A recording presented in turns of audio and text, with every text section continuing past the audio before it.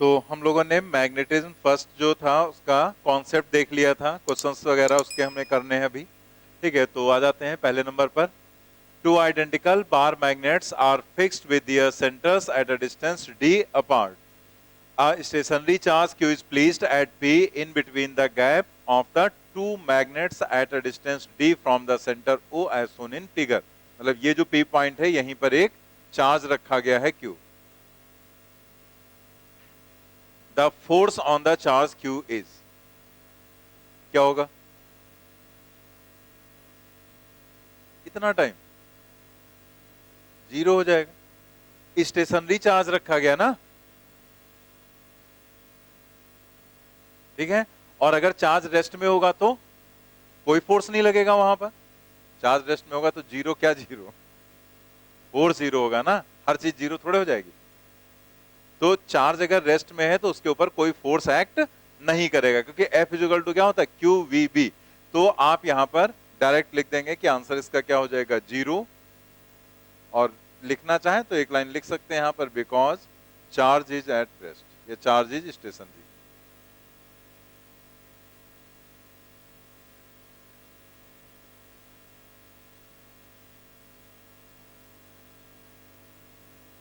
Because charge is stationary, इसलिए यहां पर आंसर आ जाएगा 0। ठीक है,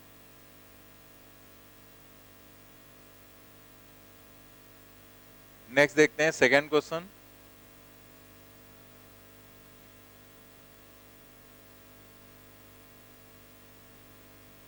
find the pole strength and magnetic moment of shaded portion. तो यहां पर पोल स्ट्रेंथ आपको निकालना है, ये जितना ये पार्ट है। तो आप देख सकते हैं कि यहां पर ये 20 से ऐसे दिया गया ना, इतना पार्ट L, ये टोटल क्या है 12, और ये भी 20 से दिखाया गया, मेंशन नहीं किया गया बट दिख ही रहा है हमें, मिड पॉइंट से है। तो ये 1/4 पार्ट है। तो 1/4 पार्ट का आपको मैग्नेटिक ये जो है पोल स्ट्रेंथ भी बताना है और मैग्नेटिक मोमेंट भी बताना है। तो हम लोगों को पता है कि जो पोल स्ट्रेंथ है वो एरिया की, क्रॉस सेक्शनल एरिया की डायरेक्टली प्रोपोर्शनल होता है। तो यहां पर हम लोग लिख सकते हैं as m proportional to a, so जो पोल स्ट्रेंथ है, स्ट्रेंथ वो क्या हो जाएगी, फिर m/2। इसमें कुछ कैलकुलेशन तो करना नहीं, अब उन्हें कैलकुलेट करके क्या दिखाएं। ठीक है, वो तो है एरिया आधा हो गया तो पोल स्ट्रेंथ आधी हो गई। और अगर डाइपोल मोमेंट की बात करें तो डाइपोल मोमेंट, डाइपोल मोमेंट जैसे ये एक पार्ट है तो इसका पोल स्ट्रेंथ क्या है, m/2। तो हम लोग क्या लिखते हैं, m/2 मतलब एक पोल की स्ट्रेंथ और उनके बीच की डिस्टेंस। तो हम शेडेड पार्ट की सिर्फ बात कर रहे हैं ना, तो एक पोल की स्ट्रेंथ, ये तो टोटल है, तो ये टोटल है, तो इतने पार्ट का हमने क्या देखा, m/2। ठीक है, तो यहां पर क्या आ जाएगा, ml डिवाइडेड बाई 2। ठीक है, जैसे जो डाइपोल मोमेंट है, मान लेते हैं इसकी वैल्यू को हम लोग कुछ ऐसे दे देते हैं m'। ठीक है, तो m' की वैल्यू यहां पर हो गई ml डिवाइडेड बाई 2। ये मैंने जो सिंबल माना है इसका एक रीजन है, अभी हम बताएंगे आपको, पहले आप इतना नोट कर लो। देखो, जो पोल स्ट्रेंथ का कॉन्सेप्ट है वो मैंने आपसे बताया था ना कि सभी जगह पर पोल स्ट्रेंथ का कॉन्सेप्ट लेते नहीं है। ठीक है, कई बुक्स में बिल्कुल आपको दिखेगा ही नहीं, एनसीईआरटी में भी नहीं दिखेगा। तो इसका मतलब अगर एनसीईआरटी में पोल स्ट्रेंथ का कॉन्सेप्ट नहीं लेते हैं तो फिर वो आपको इसका क्वेश्चन नहीं देंगे। ठीक है, लेकिन ये क्वेश्चन आपको दिया जा सकता है, मतलब क्वेश्चन पूछा जा सकता है, बट उसको पोल स्ट्रेंथ के कॉन्सेप्ट के हिसाब से नहीं पूछेंगे, वो आपको डाइपोल मोमेंट के हिसाब से पूछेंगे। वो कहेंगे कि ये जो शेडेड पार्ट है इसका डाइपोल मोमेंट बताओ। तो मैंने पोल स्ट्रेंथ क्यों लिया था, क्योंकि पोल स्ट्रेंथ से चीजों को समझना आसान हो जाता है, क्योंकि हम इलेक्ट्रिक डाइपोल से उसको कंपेयर करके याद रख सकते हैं, कर भी सकते हैं तुरंत। ठीक है, तो बिल्कुल कंपेयर करने में आसान हो जाता है। लेकिन अगर नहीं दिया गया तो मान लिया उसने कह दिया इस पूरे डाइपोल का जो डाइपोल मोमेंट है वो m है, तो आपको बताना है शेडेड पार्ट का डाइपोल मोमेंट क्या हो जाएगा। तो हमें कोई प्रॉब्लम नहीं, हमने पोल स्ट्रेंथ अपनी तरफ से समझ लो, हमने इमेजिन कर लिया। ठीक है, अब हम यहां पर इस तरह से लिखेंगे कि इसका जो डाइपोल मोमेंट है तो वो अगर यहां पर आपको दिया गया है m, ठीक है, तो m की वैल्यू क्या हो जाएगी, m इंटू 2l, यानी कि 2 ml के बराबर। ठीक, ये वैल्यू हो गई। तो इसका मतलब यहां से हम कह सकते हैं देयरफॉर ml की वैल्यू क्या हो जाएगी, m डिवाइडेड बाई 2। ठीक है, अगर हम ml की वैल्यू निकालें तो m/2 हो जाएगी। तो फिर हम लोग क्या कह सकते हैं, therefore m' is equal to, वो क्या है, ml डिवाइडेड बाई 2 है ना, तो ml की जगह पर हम क्या रखेंगे, m/2 डिवाइडेड बाई 2, तो क्या आ जाएगा, m/4, ठीक है, आ गया आंसर। तो ऐसे सोच लो कि आपको पूरे का डायपोल मोमेंट दिया होता है और आपसे पूछा था इस शेडेड पार्ट का डायपोल मोमेंट बताओ, तो उसका आंसर क्या जाता, m/4। तो आप चाहो तो इसको याद भी रख सकते हो, कैसे, जैसे आप सोचो कि जब हम लोगों ने वो टेबल में पढ़ा था तो उसमें आधा किया गया था, तो डायपोल मोमेंट आधा हो गया था, चाहे ऐसे किया था चाहे ऐसे, दोनों में आधा हो गया था ना। ये 1/4 पार्ट है, तो डायपोल मोमेंट कितना हो गया, 1/4 हो गया, ठीक है। तो ऐसे भी आप याद भी रख सकते हैं, डायरेक्ट भी आंसर टिक कर सकते हैं, बाकी आपको कैलकुलेट करके दिखा दिया गया, ठीक है। तो ये आप अलग से नोट कर लो, ठीक है, कि मतलब ऐसे आपसे पूछा जा सकता है कुछ। सिंबल्स से तो कोई प्रॉब्लम होगी नहीं, तो हमें पता है ना, कैपिटल एम एम 2ml लिखा गया तो इसका मतलब क्या है, मैग्नेटिक डायपोल मोमेंट ही तो है। नेक्स्ट क्वेश्चन ट्राई करिए, AIPMT 2014 में पूछा गया था। Find the net magnetic moment, sorry, मतलब यहाँ पर नेट मैग्नेटिक मोमेंट ही बताना, लेकिन आपको ये बताना किसका हाईएस्ट होगा, which configuration has highest net magnetic dipole moment, ठीक है। तो आपको नेट डायपोल मोमेंट किसमें सबसे ज्यादा मिलेगा वो बताना है, किसमें, थर्ड में। हम लोगों ने क्या पढ़ा था, less theta implies that high M net, less theta implies that high M net, ठीक है। सीधे से ये पॉइंट अगर आपके दिमाग में है तो आप तुरंत यहां पर बता सकते हैं कि इन सभी के डायपोल मोमेंट अगर आप ऐड करेंगे, मतलब नेट डायपोल मोमेंट निकालोगे, तो जैसे यहां पर अगर आप देखो तो दोनों के डायपोल मोमेंट सेम है, तो इसका इधर हो जाएगा और इसका इधर हो जाएगा डायपोल मोमेंट साउथ से नॉर्थ की तरफ, तो m माइनस एम क्या हो जाएगा, 0।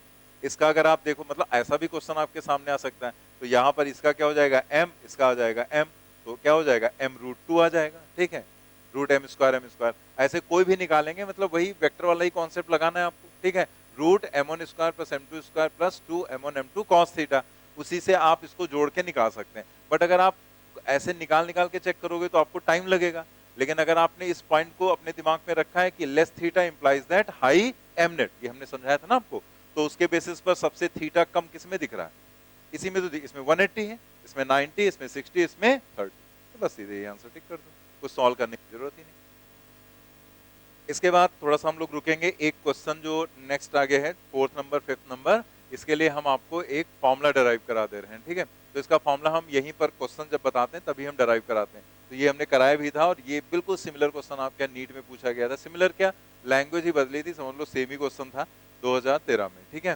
तो अगर वो फॉर्मूला आपके दिमाग में रहेगा तो आपको ऐसा कोई क्वेश्चन इसमें अगर बनाकर दिया जाएगा तो आपको बिल्कुल टाइम नहीं लगेगा, हम सिर्फ आपको थीटा के टर्म में उसको बता देंगे, तो जैसे भी मोड़ा जाएगा उस मैग्नेट को या वायर को, तो तुरंत आपका आंसर आ जाएगा। तो एक बार क्वेश्चन पढ़ लेते हैं तो हमें समझ में आ जाएगा कि हम करने क्या जा रहे हैं। A magnetized wire of moment m is bent into an arc of a circle subtending an angle 60 degree at the center। मतलब एक वायर था, मैग्नेटाइज वायर, मतलब एज अ मैग्नेट ही उसको ट्रीट करेंगे, तो उसको स्ट्रेट था, उसको ऐसे बेंड कर दिया गया, और ऐसे बेंड किया गया कि उसका सेंटर पर एंगल क्या बन रहा है, 60 डिग्री। तो आपको बताना है कि नया मैग्नेटिक मोमेंट क्या हो जाएगा, ठीक है। तो हम उसे कैसे निकालेंगे, देखो यहाँ पर समझ में आ गया ना। तो अब ये लैंग्वेज भी बदली जा सकती है, जैसे वो वायर की जगह मैग्नेट ही कह सकता है कि एक मैग्नेट है या मैग्नेटिक रॉड है, उसको हमने ऐसे बेंड कर दिया, कुल मिला के कुछ भी है मैग्नेट, उसको बेंड किया गया, अगर वहां सेंटर पर एंगल 60 डिग्री बन रहा है या 30 डिग्री, 45, 180 कुछ भी हो सकता है, तो आप यहाँ पर उसमें कैसे नया मैग्नेटिक डायपोल मूवमेंट बताएंगे वो हमें देखना है। तो इसका फॉर्मूला देखो, बहुत आसान है, यहाँ पर थोड़ा सा एक बार बस समझना है आपको। तो हम लोग यहाँ पर देखते हैं कि जो वायर है वो सपोज कर लिया इस तरीके से है, मैग्नेटाइज्ड वायर जो है, ये वायर हो गया यहाँ पर, और इसमें लेंथ आप L मानो, 2L मानो। देखो लेंथ वगैरह कोई रटने वाली चीज तो है नहीं, बस हमें इतना याद रखना है कि जो हमने फॉर्मूले ड्राइव किए थे मैग्नेटिक फील्ड के, तो उसमें डायपोल के कारण जब हम फील्ड देखते हैं तो उसमें हम लोग डायपोल की लेंथ लेते हैं 2L, यही लेते हैं ना। लेकिन यहाँ पर हम लेना चाहे कुछ भी ले सकते हैं, कई जगह पर हम L ही लिख लेते हैं, तो यहाँ पर सिंप्लिसिटी के लिए हम लोग L ले रहे हैं, ठीक है। और ये जो वायर है अगर ये मैग्नेट की तरीके से बिहेव कर रहा है तो इसकी पोल स्ट्रेंथ होगी, तो इसको हमने मान लिया +m और इसको हमने मान लिया -m, और लेंथ हो गई L। तो इसका जो मैग्नेटिक डायपोल मोमेंट होगा m, वो क्या हो जाएगा, किसी एक पोल की स्ट्रेंथ और दोनों के बीच की डिस्टेंस, ठीक है, ml हो गया। अब उसने क्या कहा कि इसको बेंड कर दिया गया है एक सर्कल, मतलब वो सर्कुलर आर्क के फॉर्म में, ठीक है, तो इसको ऐसे यहां पर टर्न कर दिया गया। तो अगर हम ऐसे टर्न करेंगे तो आप सोचो क्या यहां पर इसकी पोल स्ट्रेंथ बदल जाएगी? पोल स्ट्रेंथ तो तभी बदलेगी जब एरिया बदलेगा। तो आपने कुछ किया नहीं, बस आपने ऐसे वहां पर टर्न कर दिया, तो इसका मतलब पोल स्ट्रेंथ तो अभी भी वही रहेगी, m और माइनस m। क्या इसकी लेंथ बदल जाएगी? नहीं बदलेगी, लेकिन उसी लेंथ को अब हम नाम क्या दे देंगे, आर्क, ठीक है, उसे हम क्या कह देंगे, आर्क। तो आर्क अभी भी कितनी है, l, ठीक है। लेकिन अब उसने कहा क्या कि ये जो है यहां पर इसका सेंटर कहीं यहां पर आ जाएगा,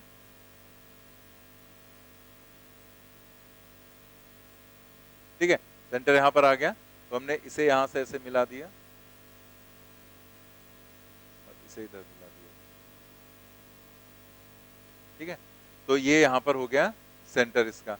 तो उसने कहा ये जो टोटल एंगल बन रहा है वो क्या है, थीटा, इसकी रेडियस हो गई आर के बराबर। तो ऐसे सोचो कि जब हम लिखते हैं आर्क तो लिखते हैं एंगल इंटू रेडियस या रेडियस इंटू एंगल, तो यहां पर हम क्या लिख देंगे इसको, आर इंटू थीटा, ठीक है। और यहां से अगर हमें आर की जरूरत पड़ी, क्योंकि रेडियस आपको नहीं दिया गया, अब आर्क के फॉर्म में बनाए तो रेडियस की रिक्वायरमेंट आएगी, तो रेडियस यहां से हमें समझ में आ गया कि जो आर है वो हो जाएगा एल डिवाइडेड बाई थीटा। तो अभी तक कोई ऐसी प्रॉब्लम तो नहीं है इसमें, जस्ट वायर था, उसका मैग्नेटिक डायपोल मोमेंट ये था यहाँ पर m is equal to ml, और इसे आर्क के फॉर्म में कन्वर्ट किया गया, सेंटर पर एंगल थीटा बन रहा है, रेडियस अगर r है तो arc is equal to angle into radius, यहाँ से रेडियस हमने निकाल ली और पोल स्ट्रेंथ में कोई चेंज आएगा। तो अब आप खुद सोचो कि अब आपकी रिक्वायरमेंट का, जैसे आपको इसका डायपोल मोमेंट निकालना है, तो डायपोल मोमेंट, जो न्यू डायपोल मोमेंट है वो अगर आपको निकालना है यहाँ पर, न्यू डायपोल मोमेंट, तो न्यू डायपोल मोमेंट जैसे मान लिया उसे हमने m डैश, ठीक है, तो m डैश की वैल्यू, तो हमें फिर से वही लिखना है ना कि एक पोल की स्ट्रेंथ, तो एक पोल की स्ट्रेंथ क्या हो गई, m, ठीक है, वो तो चेंज नहीं हुआ, और उनके बीच की डिस्टेंस, और इफेक्टिव लेंथ आपको क्या बताया गया था, जो स्ट्रेट होती वही लेते हैं ना, तो इफेक्टिव लेंथ ये है। तो आप यहां पर एक काम कर सकते हैं कि एक सेंटर से ऐसे हमने लाइन ड्रॉ कर ली, तो ये एंगल यहां पर हो गया थीटा बाई 2, ठीक है, और इतनी डिस्टेंस को यहां से यहां तक की ये जो डिस्टेंस है इसको हमने x मान लिया, तो इधर का भी x ही होगा, ठीक है, बराबर ही रहेगा क्योंकि सेंटर पर ही आएगा ना, एकदम सिमेट्री है। तो आप ये जो m और m है उनके बीच की डिस्टेंस क्या यहां पर दिख रही, 2x, यहां से यहां तक की 2x डिस्टेंस दिख रही, तो हम लोग यहां पर क्या लिखेंगे, m इंटू 2x।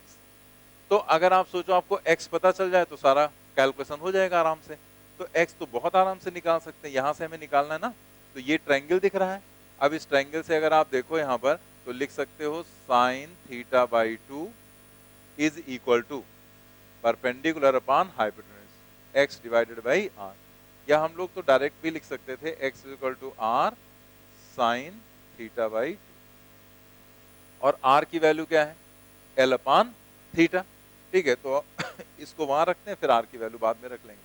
तो यहां पर क्या आ गया, ये आ जाएगा यहां पर 2m, और x की जगह पर रख देंगे r साइन थीटा बाई 2। अब हम लोग क्या करेंगे, यहां पर r की वैल्यू रख देंगे, r क्या है, l अपॉन थीटा, ठीक है, तो r equal to l upon theta, और आगे क्या बचा, साइन थीटा बाई 2। अब आप सोचो ये ml, ये क्या है, कैपिटल M, टोटल जो पहले वाला था मैग्नेटिक डायपोल मोमेंट, तो हम इसको लिख सकते हैं 2m divided by theta sine theta by 2। तो चाहे तो आप ऐसे याद कर लो, लेकिन इसे थोड़ा सा हम लोग अरेंज करके लिखते हैं तो याद रखना बहुत आसान हो जाता है। m डैश इक्वल टू हमने लिखा m, और फिर जो यहाँ पर है साइन थीटा बाई 2 वो लिखा थीटा बाई 2, और डिवाइडेड बाई थीटा बाई 2, ये 2 बस नीचे ले आए, ठीक है। तो ऐसे ये याद रखना बहुत आसान हो जाएगा आपके लिए। जैसे आप यहाँ देखो m dash equal to m sine theta by 2 upon theta by 2, तो वही चीज है, बस उसी को हमने अरेंज कर लिया अपने याद रखने के लिए, ठीक है। बाकी आपके दिमाग में वो रहे तो उससे भी कर सकते हैं, बट ये आसानी से याद रहेगा, अपने आप ही दिमाग में सेट हो जाता है, m dash equal to m sin theta by two upon theta by two. बस अब ये फॉर्मूला अगर आपको याद है तो आपको कोई भी वो वायर दे, मैग्नेट दे, उसका मैग्नेटिक डायपोल मोमेंट अगर उसने m दिया है और उसका एंगल उसको कह दिया उसने आर्क के फॉर्म में कन्वर्ट किया, 30 डिग्री, 45, 60, 90, कुछ भी आपको वो कह दे, बस आपको वो एंगल रखना है यहाँ पर और यहाँ पर और सॉल्व कर लेना है। यहाँ पर एंगल आप कैसे भी रखोगे, नीचे वाले में रेडियन में रखेंगे, पाई में, ठीक है। नीचे आप कभी भी डिग्री में मत कर देना उसको, वरना गलत हो जाएगा। ये चीज आपको पहले भी कई जगह पर आई है तो मैं बता चुका हूं आपको, ठीक है, नोट करेंगे जल्दी से। तो बस आपको करना क्या है, जहां थीटा है वहां पर 60 डिग्री रख देना है, और 60 डिग्री ये रखेंगे तो ये तो 60 बाई टू 30 हो जाएगा, तो वो तो उसमें तो कोई दिक्कत नहीं। बस यहाँ पर आप 60 डिग्री नहीं रखेंगे बल्कि रखेंगे पाई बाई 3, ठीक है, 60 डिग्री मतलब पाई बाई 3। तो अब हम लोग यहाँ पर लिखेंगे m dash is equal to m sine theta by two divided by theta by 2। तो ये तो हो गया m, और यहाँ पर जो थीटा दिया गया है वो 60 डिग्री है, तो उसका मतलब क्या होगा, pi by 6, sorry pi by 3, pi by 3, ठीक है। तो हम लोग यहाँ पर रखेंगे साइन, यहाँ तो हम 60 डिग्री रख दो सीधे, ठीक है, तो 60 अपॉन 2 कितना हो जाएगा, 30 डिग्री। बस नीचे आप डिग्री में नहीं रखेंगे, तो वहां पर पाई बाई 3 रखेंगे, तो क्या हो जाएगा, पाई बाई 6 हो जाएगा, ठीक है। तो ये आ जाएगा 6m डिवाइडेड बाई पाई, और साइन 30 का मतलब 1/2, तो ये आ जाएगा 3m डिवाइडेड बाई पाई, ठीक है। फोर्थ ऑप्शन करेक्ट क्या आएगा, फर्स्ट ऑप्शन आ जाएगा यहाँ पर। The effective length of a magnet is 31.4 centimeter and its pole strength is 0.5 ampere meter. The magnetic moment if it is bent in the form of a semicircle. तो semicircle में angle कितना हो जाएगा, 180 हो जाएगा, ठीक है। semicircle मतलब ऐसे आएगा ना, ठीक है। तो यहाँ पर एंगल कितना हो जाएगा, पाई। तो आप यहाँ पर थीटा की वैल्यू क्या रखेंगे, पाई। अब आप यहाँ पर जो फॉर्मूला है उसको लिखो। तो जैसे पहले आप m लिख लो, क्योंकि m इसमें नहीं दिया गया, इसमें पोल स्ट्रेंथ दी गई। हालांकि आपके यहाँ पोल स्ट्रेंथ यूज नहीं किया जाता है, तो आपके यहाँ जब भी क्वेश्चन दिया जाएगा तो डायरेक्ट ही दिया जाएगा, बट इसमें दे दिया गया है कि ऐसा नहीं कि ये कॉन्सेप्ट हमें मतलब यहाँ पर जो है दिया गया तो डायरेक्ट ऐसे ही दिया जाए, कुछ भी चेंज करके दिया जा सकता है। तो जैसे पोल स्ट्रेंथ उसे नहीं देना, वो डायरेक्ट मैग्नेटिक डायपोल मोमेंट दे देगा, हमारे लिए और आसान, ठीक है। ऐसे तो हमें पता होना चाहिए कि m की वैल्यू क्या होगी, m इंटू एल, उसमें तो वो भी नहीं करना, डायरेक्ट m आपको दे दिया उसने। तो 0.5 इंटू 31.4, तो ये सेंटीमीटर में है, इसे मीटर में कन्वर्ट करके लिख देते हैं, यहाँ पर लिख देते हैं 0.314, ठीक है। अब आपको लिखना क्या है, m dash is equal to m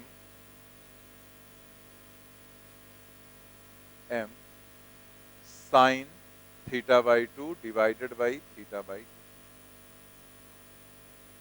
0.5 into 0.314 into sign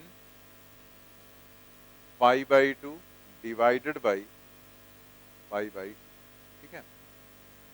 तो साइन 90 1 हो जाएगा, तो ये जाएगा ऊपर, तो ये 2 यहाँ 0.5 से मल्टीप्लाई होगा तो 1 हो जाएगा, तो ऊपर जाकर यहाँ मल्टीप्लाई होगा 1, तो सिर्फ देखो तो बचेगा क्या, 314, और नीचे पाई बचेगा, उसको हम लिख सकते हैं 3.14।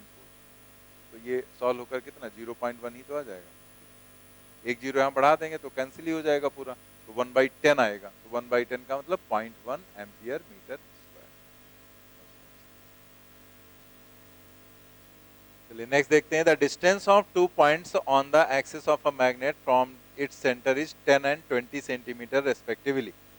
The ratio of magnetic intensity at these points is 12.5:1. The length of the magnet will be.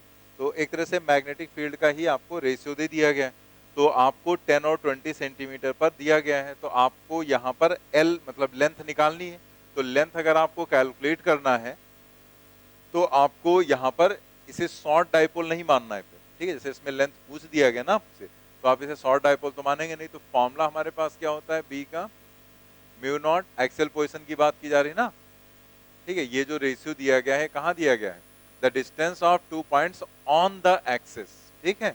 तो on the axis of magnet का मतलब एक्सियल पोजीशन पर है, तो B is equal to mu naught upon 4 pi two M R divided by R square minus L square to the whole square. ठीक है, तो हम लोग यहाँ पर लिख सकते हैं B प्रोपोर्शनल टू, बाकी सारी चीजें तो कांस्टेंट है, वही सेम मैग्नेट रहेगा, mu naught upon 4 pi and so on, सब कुछ कांस्टेंट, तो R divided by R square minus L square to the whole square लिख लेते हैं, क्योंकि जो चीजें कांस्टेंट है अगर आप उसको लेकर चलोगे तब भी आप रेशियो लिख सकते हो, लेकिन वो चीजें अननेसेसरी ही तो आपको 2 बार लिखनी पड़ेंगी, तो हम उसको हटा ही देते हैं, तो प्रोपोर्शनलिटी लिख लिया। अब यहाँ पर हम लिख सकते हैं B1 डिवाइडेड बाई B2, अब B1 अपॉन B2, तो R डायरेक्ट आप वैल्यूज डाल दो, और वैल्यूज भी सेंटीमीटर में तो सेंटीमीटर में ही डाल दो सीधे। जैसे ये चीज हम अपने दिमाग से सोच सकते हैं ना कि जब यहाँ पूरा सेंटीमीटर में ऊपर, सेंटीमीटर में नीचे, नीचे भी वही रखेंगे तो फिर वो तो सब कैंसिल ही हो जाएगा ना। मैग्नेटिक फील्ड का रेशियो है तो ऊपर भी टेस्ला नीचे भी टेस्ला, तो यूनिट लेस ही तो आएगा ना, इधर कोई रेशियो की वैल्यू तो मतलब कोई डायमेंशन तो आएगी नहीं, तो ऊपर सेंटीमीटर में रख दो, नीचे भी सब सेंटीमीटर में रख दो, तो अगर इसमें कोई चीज अननोन है तो वो आएगा तो किस में आएगा, सेंटीमीटर में ही आएगा। तो हम डायरेक्ट रखेंगे यहाँ पर क्या है 10, तो पहले 10 रखा और यहाँ पर 10 का स्क्वायर हो जाएगा 100 और माइनस एल स्क्वायर जो कि हमें निकालना ही है,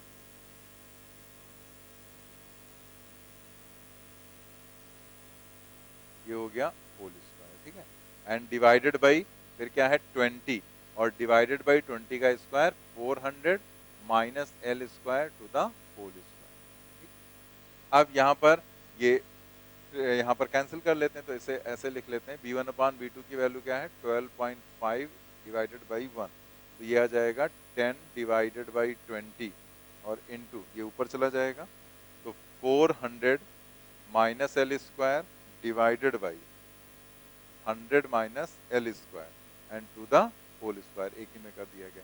अब आप यहाँ पर डायरेक्टली लिख सकते हैं 400 minus L square divided by 100 minus L square is equal to 5। ठीक है, कैसे, देखो ये जो यहाँ से हटा दो, ये 2 इधर मल्टीप्लाई होगा 25 हो जाएगा, और फिर इधर का स्क्वायर हटेगा तो 25 का स्क्वायर रूट 5, तो सीधे 5 लिख दो, क्या करना बार बार लिखना नहीं, और क्रॉस मल्टीप्लाई करके हम लोग लेंथ बता सकते हैं। नोट कर लो पहले इतना, यहाँ पर आंसर आएगा 3rd। ठीक है, इसमें यही गलती होती इसलिए मैं रुक गया था कि देखते हैं क्या कारनामा करते हैं। ये आपने L निकाला ना, और जब फॉर्मूला आप ये वाला बनाते हो, ये वाला फॉर्मूला जब डिराइव करते हैं हम लोग, तो वहां पर जो मैग्नेट होता है उसकी लेंथ क्या ली गई थी 12, तो उसने आपसे L की वैल्यू नहीं पूछी, उसने पूछा है लेंथ ऑफ मैग्नेट क्या है, तो मैग्नेट की लेंथ L नहीं बल्कि क्या होगी 12, तो जो पूरा क्वेश्चन सही, आंसर गलत। तो यहाँ पर जो है हम लोग ये चीज ध्यान रखेंगे, इसीलिए क्वेश्चन डाला भी गया, तो आप यहाँ पर क्रॉस मल्टीप्लाई करके इसे सॉल्व कर लो। नोट कर लिया ना, तो यहाँ पर क्या जाएगा 400 minus L square is equal to 500 minus 5 L square, cross multiply किया, इसको इधर लाए तो ये क्या बन जाएगा 4l स्क्वायर और ये क्या हो जाएगा 100, तो एल स्क्वायर की वैल्यू क्या हो गई 25, तो एल की वैल्यू हो जाएगी 5 सेंटीमीटर। ठीक है, लेकिन जो लेंथ है, देयरफॉर लेंथ ऑफ मैग्नेट क्या होगा 12, और 12 का मतलब क्या हो जाएगा 10 centimetre.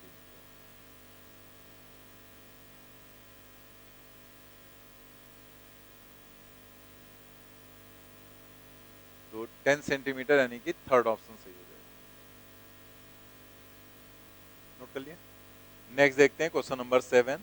Two identical short bar magnets each having magnetic moment m are placed at a distance of 2d apart with axis perpendicular to each other in a horizontal plane. The magnetic induction at a point midway between them is.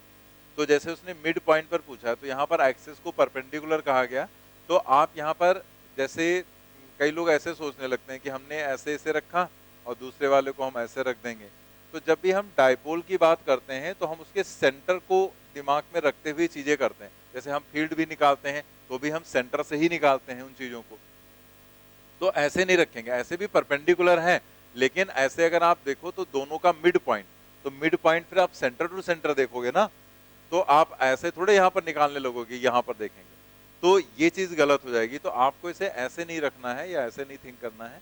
हम लोग इसे कैसे देखेंगे, इस तरह से।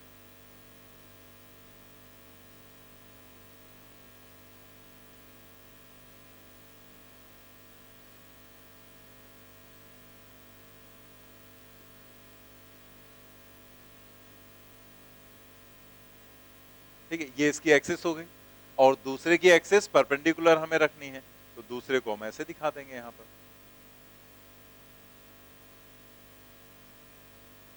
ठीक है, इस तरह से दिखा दिया गया। तो अब दोनों परपेंडिकुलर भी हैं और दोनों का अगर आप सेंटर देखो तो इसका सेंटर यहां पर हो गया और इसका सेंटर यहां पर हो गया। ठीक है, इन दोनों के बीच की डिस्टेंस डी है, तो इसका मिड पॉइंट यहां पर हम लोग अज्यूम कर लेते हैं और इसी मिड पॉइंट पर मान लेते हैं ये पी पॉइंट है, तो इसी पी पॉइंट पर हमें निकालना है नेट मैग्नेटिक फील्ड। ठीक है, दोनों आइडेंटिकल हैं, शॉर्ट बार मैग्नेट्स हैं, तो आइडेंटिकल एंड शॉर्ट, तो इसका फॉर्मूला तो हमें पता ही है। ठीक है, कि अगर एक्सियल है तो 2m/r³ और अगर इक्वेटोरियल है तो m/r³, बाकी μ0/4π रहेगा ही। तो आप देखो यहां पर ऐसे कर लिया। अब यहां प्रॉब्लम में क्या है कि हम m कैसे माने, क्योंकि हमें डायरेक्शन भी तो दिखानी होगी।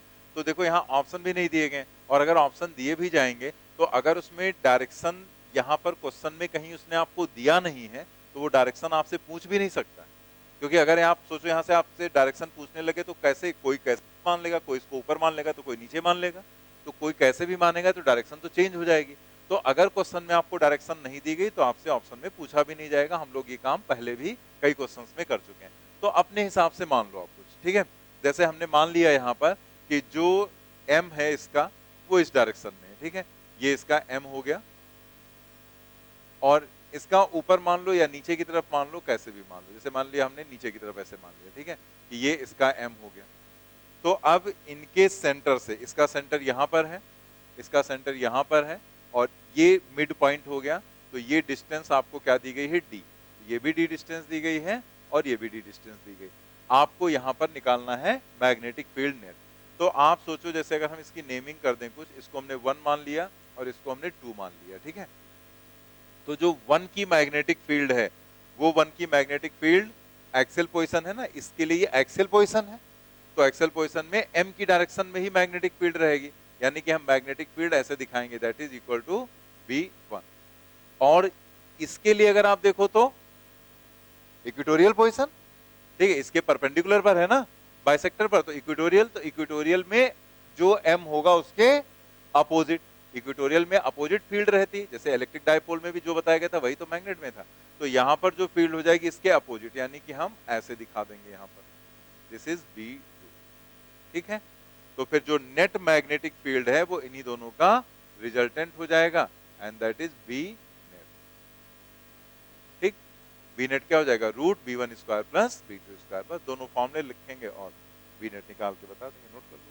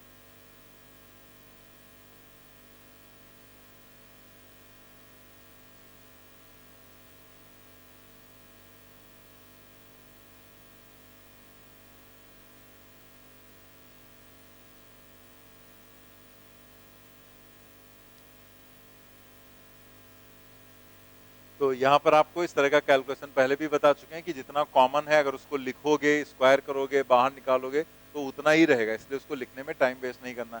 तो μ0/4π m/d³ दोनों में था, उसको हमने बाहर लिख लिया डायरेक्टली, और फिर यहाँ पर बचा 2 और यहाँ पर बचा 1, 2 का स्क्वायर 4 और 1 का स्क्वायर 1, तो ये आ जाएगा √5m/d³। नोट कर लिया आपने।